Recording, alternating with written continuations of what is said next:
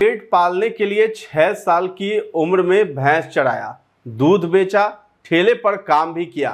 आज करोड़ों रुपए के मालिक और भोजपुरी स्टार शत्रुघ्न यादव उर्फ खेसारी लाल यादव चुनावी मैदान में हैं। दिल्ली में लिट्टी चोखा बेचने से लेकर भोजपुरी इंडस्ट्री में नाम कमाने वाले खेसारी के कंधे पर 25 साल बाद छपरा सीट पर राष्ट्रीय जनता दल को जिताने की जिम्मेदारी है। नमस्कार, आप देख रहे हैं न्यूज हाट। मैं हूं आपके साथ रितेश शर्मा। तो क्या भाजपा के गढ़ में खेसारी लाल यादव चुनाव जीत पाएंगे? आरजेडी से उन्हें टिकट मिलने के क्या मायने हैं? एक एक कर जानेंगे सब कुछ। तो राष्ट्रीय जनता दल ने शत्रुघ्न यादव उर्फ खेसारी लाल यादव को सारण जिले की छपरा सीट से चुनावी मैदान में उतारा है। खेसारी भोजपुरी फिल्म इंडस्ट्री के बड़े नाम हैं। पहले वे पत्नी चंदा के लिए टिकट मांग रहे थे, लेकिन उनके कुछ दस्तावेजी दिक्कतों के कारण उन्हें टिकट नहीं मिल पाया। सवाल है कि खेसारी के लिए छपरा सीट जीतना आसान है या कठिन? जवाब है 50-50। 2000 में बिहार से झारखंड अलग होने के बाद छपरा सीट पर 6 चुनाव हुए। इसमें से सिर्फ एक बार आरजेडी जीती है, बाकी 5 बार एनडीए ने यहां से जीत दर्ज की है। ऐसे में इसे एनडीए का गढ़ कहा जा सकता है। तो फिर खेसारी के लिए संभावनाएं कैसे यहां पे बनती हैं? अब इसे ऐसे समझिए। छपरा सीट पर 1967 से 2015 तक रहे 7 विधायक राजपूत और यादव समाज के ही रहे हैं। 2015 और 2020 में भाजपा के वैश्य कैंडिडेट सीएन गुप्ता चुनाव जीते। साल 2000 के बाद हुए 6 चुनाव में से 4 में आरजेडी ने राजपूत कैंडिडेट को टिकट दिया। इनमें से 2 बार एनडीए ने राजपूत और 2 बार वैश्य कैंडिडेट उतारा। यूं कहें यहां लड़ाई राजपूत वर्सेस राजपूत या राजपूत वर्सेस वैश्य की रही है। 20 साल बाद आरजेडी ने यादव समाज से भोजपुरी स्टार खेसारी लाल यादव को उतारा है। उनके सामने भाजपा की छोटी कुमारी हैं जो वैश्य समाज से आती हैं। यानी इस बार मुकाबला यादव वर्सेस वैश्य है। इस सीट पर यादव और राजपूत का प्रभाव है। दोनों की आबादी मिला दे तो करीब 35% है। इसके बाद करीब 15% वैश्य वोटर हैं जो भाजपा का कोर वोटर माने जाते हैं। करीब 10% आबादी मुसलमानों की है। तो रिटायर्ड प्रिंसिपल और छपरा की राजनीति की समझ रखने वाले नरेंद्र तिवारी हैं। वो बताते हैं कि खेसारी लाल की जीत निर्दलीय प्रत्याशी राखी गुप्ता के प्रदर्शन पर निर्भर करता है। भाजपा ने उनको टिकट नहीं दिया है, इसलिए वो बागी हो गई हैं। अगर वो मजबूती से लड़ती हैं तो एनडीए के वोटरों में बंटवारा होगा और खेसारी जीत जाएंगे। अगर एनडीए एकजुट हुआ तो बहुत टफ लड़ाई होगी। तो खेसारी लाल को टिकट देने के 3 बड़े मायने भी निकाले जा रहे हैं। पहला है खेसारी की पॉपुलैरिटी। खेसारी सबसे ज्यादा फैन फॉलोइंग वाले भोजपुरी स्टार हैं। शहर और ग्रामीण एरिया में युवाओं में बड़ी लोकप्रियता है। पॉलिटिकल एनालिस्ट सत्यभूषण सिंह कहते हैं कि खेसारी लाल जमीन से जुड़े और गरीबी से संघर्ष की बातें करते हैं। उनका दायरा भोजपुरी एरिया ही नहीं बल्कि राज्य के अन्य हिस्सों में भी है, झारखंड और यूपी में भी है।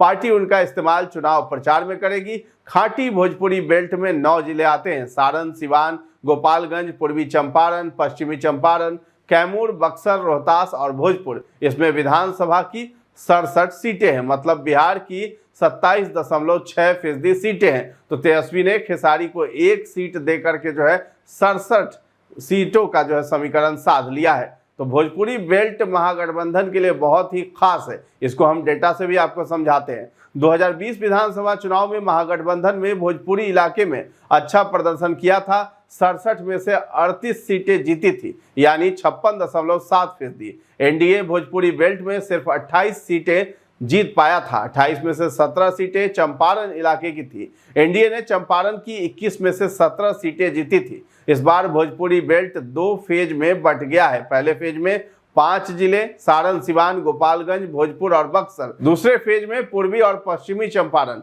रोहतास और कैमूर है। दूसरा जो फैक्टर है, भाजपा के सेलिब्रिटी कार्ड का भी काउंटर है। भोजपुरी के करीब करीब सभी बड़े कलाकार मनोज तिवारी, रवि किशन शुक्ला, दिनेश लाल यादव निरहुआ और पवन सिंह भाजपा में हैं। भाजपा के स्टार प्रचारक में इनका नाम भी है। पॉलिटिकल एनालिस्ट संजय सिंह कहते हैं कि भाजपा ने विधानसभा चुनाव से पहले मैथिली ठाकुर और पवन सिंह को साधा है। उस मोमेंटम को काउंटर करने के लिए तेजस्वी खेसारी को लेकर आए हैं। संजय सिंह सेलिब्रिटी को जोड़ने के पीछे का मकसद भी बताते हैं। कहते हैं कि पार्टी के साथ सेलिब्रिटी के जुड़ने से लोगों के बीच पॉजिटिव मैसेज जाता है। उनको लगता है कि जब कोई बड़ा आदमी जुड़ रहा है तो जरूर पार्टी की स्थिति चुनाव में ठीक है। विचारधारा से नहीं जुड़े वोटर अपने कलाकार के साथ जुड़ जाते हैं, इससे पार्टी को फायदा भी होता है। चुनाव से पहले सेलिब्रिटी को जोड़कर पार्टियां युवाओं को मैसेज देती हैं कि हम ट्रेंड को फॉलो करते हैं। आरजेडी में तेजस्वी यादव और उनकी फैमिली के अलावा भीड़ जुटाने वाले प्रचारकों की कमी है। खेसारी के आने से उनको भीड़ जुटाने वाला प्रचारक भी मिल जाएगा। तीसरा फैक्टर है आरजेडी के यादव वोट बैंक को और मजबूत करना। सीनियर जर्नलिस्ट है सत्यभूषण सिंह, वो कहते हैं कि आरजेडी के पास यादव वोटर हैं, लेकिन खेसारी के आने से उनकी एकजुटता और बढ़ जाएगी, खासकर युवा वोटरों की।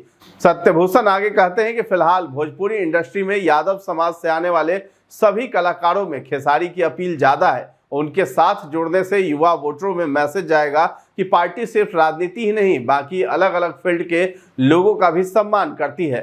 तो कितने भोजपुरी कलाकार चुनाव लड़ रहे हैं इस बार? 2025 विधानसभा चुनाव में 2 बड़े भोजपुरी कलाकार चुनाव लड़ रहे हैं। आरजेडी से खेसारी लाल यादव और जनसुराज पार्टी से रितेश पांडे। पवन सिंह के भी भाजपा से चुनाव लड़ने की चर्चा थी, लेकिन पत्नी से विवाद के बाद उन्होंने खुद एक्स पर पोस्ट कर अपने को चुनाव से दूर कर लिया। नॉमिनेशन फॉर्म में नाम में गलती होने के कारण एक्ट्रेस सीमा सिंह का नामांकन भी रद्द हो गया। उन्हें चिराग पासवान की पार्टी एलजेपीआर से मढ़ौरा से टिकट दिया गया था।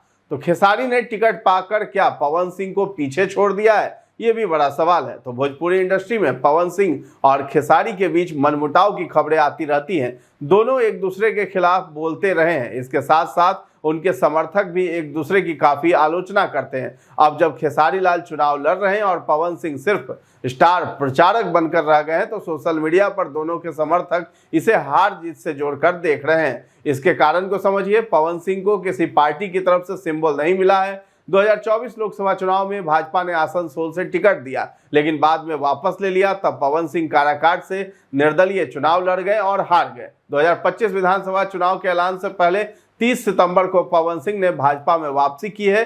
चुनाव लड़ने की चर्चा तेज हुई, लेकिन तभी पत्नी ज्योति सिंह से विवाद हो गया और पवन सिंह ने चुनाव लड़ने से इनकार कर दिया।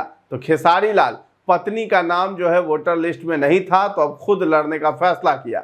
तो खेसारी लाल यादव चुनाव होने के ऐलान से पहले तक किसी भी पार्टी में जाने की बातें नहीं करते थे। हालांकि वो बीच बीच में बदलाव की बातें जरूर करते थे। इससे इशारा मिला कि वो राजनीति में आएंगे। एक बार तेजस्वी यादव से मिले। 16 अक्टूबर को खेसारी लाल ने आरजेडी की सदस्यता ले ली। तेजस्वी यादव ने उनकी पत्नी चंदा देवी को टिकट दिया, लेकिन पत्नी का नाम बिहार के वोटर लिस्ट में नहीं था। तब खेसारी खुद चुनावी मैदान में उतर गए हैं। तो पॉलिटिकल एनालिस्ट प्रियदर्शी रंजन बताते हैं कि इसमें हार जीत जैसी कोई बात नहीं होनी चाहिए। थोड़े दिन के लिए किसी का समर्थक खुश हो सकता है। राजनीति में कब क्या हो जाए कोई नहीं जानता है। चुनावी राजनीति से किसी के स्टारडम पर फर्क नहीं पड़ता है। चूंकि अभी दोनों कलाकारों का लंबा करियर है, इसलिए अभी जज करना ठीक नहीं है। तो फिलहाल इस खबर में इतना ही। न्यूज़ हाट के साथ बने रहें और अभी तक हमारे चैनल को आपने सब्सक्राइब नहीं किया है तो जरूर कर लें। धन्यवाद।